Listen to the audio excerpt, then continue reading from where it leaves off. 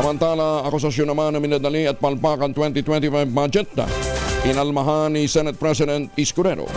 Detalye ng balita mula kay Raymond Edpa sa RS28. Raymond, good morning.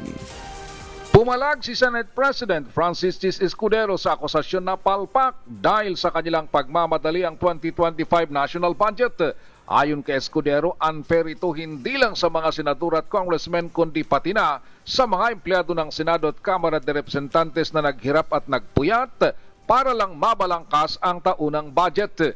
Paniwala ng Pangulo ng Senado, ang matinding pagpuna ngayon sa budget ay dulot ng mainit na politika. Lahat ng bagay ay pupunahin, magpreskon at dalhin sa korte. Ngunit aminado si Escudero na bahagi lamang ito ng demokrasya sa ating bansa.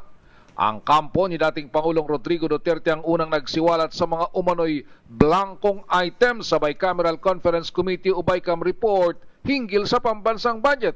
At sila din ang nagkain ng petition sa Korte Suprema hinggil dito. Narito si Senate President Francis Chis Escudero. Unfair comment at accusation yan, lalo na sa bigat ng trabahong pinagdaanan, hindi lamang ng mga chairpersons at mga vice chairpersons ng Senado at ng Kamara, pero pati ng staff ng Senado at ng Kamara.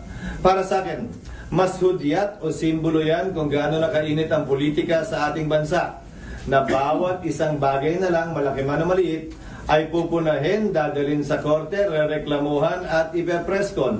Pero bahagi yan ng sistema natin ng demokrasya sa ating bansa. Ito si RH28 Raymond Adpaz para sa DZRH, una sa Pilipinas, una sa Pilipino. Maraming salamat, Raymond.